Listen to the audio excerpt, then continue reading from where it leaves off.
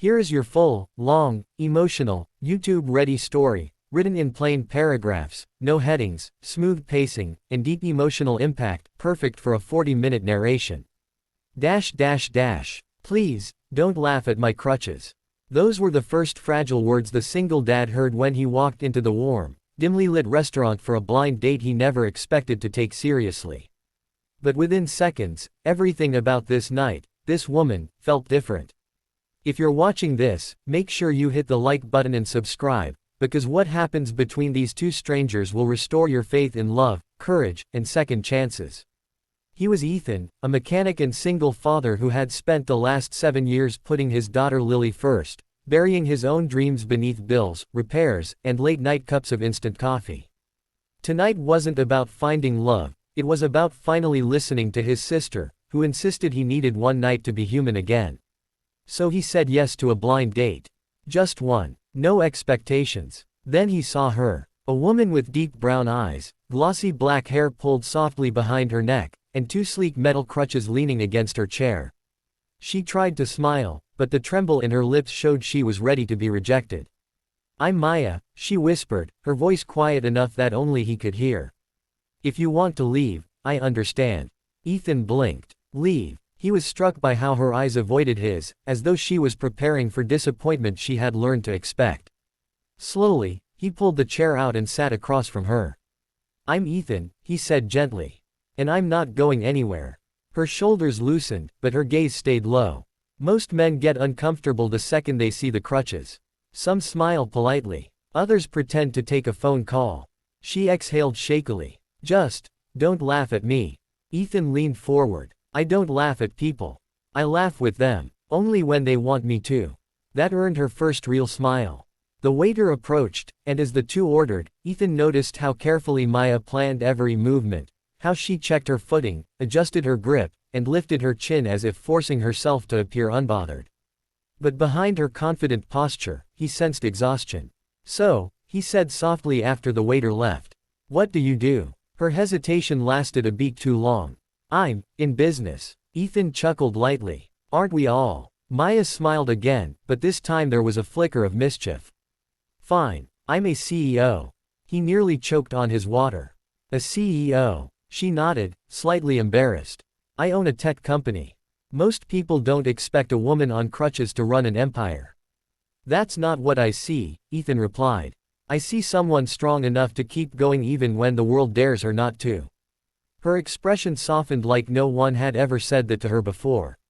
As the night unfolded, Maya revealed pieces of herself slowly, cautiously. The crutches weren't temporary, she had a permanent condition that made walking painful and unpredictable. Some days she could stand easily, other days she woke up unable to move without help. She had built her life despite it. Alone, strong, determined, but tired, so tired from proving her worth. What Ethan didn't tell her was that he knew something about strength too. Raising his daughter after losing his wife had taught him what it meant to build a life with shaky hands and a trembling heart. A soft musical track played in the background as they talked, but they were lost in their own bubble, two people who had survived storms but forgotten how to let someone else hold the umbrella. When dessert arrived, Maya accidentally shifted her foot wrong and winced. Ethan noticed instantly. "You okay?" he asked. "Yes," she forced a smile. "I'm fine." "No you're not." He stood quickly, walked around the table, and offered his arm. "Lean on me." She hesitated, embarrassment clouding her eyes. "People are staring, so let them stare," he whispered. "People stare at sunsets too, doesn't mean the sunset should hide." Her breath caught. With his help, she stood, relieved some of the pressure off her leg, and for the first time she allowed herself to feel supported, both physically and emotionally. When they sat back down, she was quieter, more vulnerable. "I'm scared, Ethan," she finally confessed. "Every time someone looks at me, I wonder if they see my success or my weakness." He reached across the table and touched her hand. "Maybe you should start seeing yourself the way I see you." "And how's that?" she whispered. Unstoppable. Something inside her cracked, something she didn't know had been locked for years. By the time the dinner ended, Ethan walked her outside. The cold night air brushed gently across her face. She slipped slightly on an uneven tile, and he caught her instantly, steady and warm. I've got you, he said. I'm not used to having someone there when I fall. Then let me be the first. Her cheeks flushed, and for a moment they simply stood there, breathing in sync, two souls recognizing something they hadn't dared to hope for. But this wasn't the end. Just as Ethan stepped back, a small voice squeaked from behind him.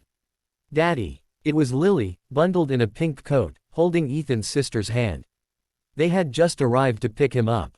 Maya's eyes widened. You have a daughter. Ethan nodded, suddenly nervous. Yeah, she's my whole world. Lily took 2 tiny steps forward and smiled brightly at Maya. You're really pretty. Maya gasped, and then, unexpectedly, tears filled her eyes. No child had ever spoken to her without staring first at her crutches. Hi, she whispered back, bending down slightly. I love your coat. It has sparkles, Lily said proudly. Do you want to see? Ethan panicked. Maya couldn't kneel, he knew that. But before he could intervene, Lily walked straight up to her and gently touched her crutches. Are these your magic sticks? She asked innocently. Maya laughed, a soft, trembling, beautiful laugh. You know what? Yes, they are. Lily's eyes sparkled. Then you're like a superhero. Maya looked at Ethan. He saw the tears slipping down her cheeks. Not tears of pain, but of being seen, finally seen, not as someone broken, but as someone extraordinary. Daddy, Lily said, tugging his sleeve. Can she come with us for ice cream? The question hung in the air with a kind of fragile, precious magic. Maya looked up at Ethan, waiting for him to say no. Waiting for reality to break the spell. But Ethan smiled. Only if she wants to. Maya's voice trembled. I'd love to. And so, under the glow of streetlights and the soft hum of distant traffic, a single dad, a brave little girl, and a CEO with magic sticks, walked slowly toward a new beginning. For the first time in years, Maya let someone match her pace. Ethan didn't rush her. Lily didn't question her. They simply accepted her, exactly as she was. By the time the night ended, Maya realized something she had spent years denying. Love doesn't need perfect legs. It needs a perfect heart. And she had finally found someone who saw hers.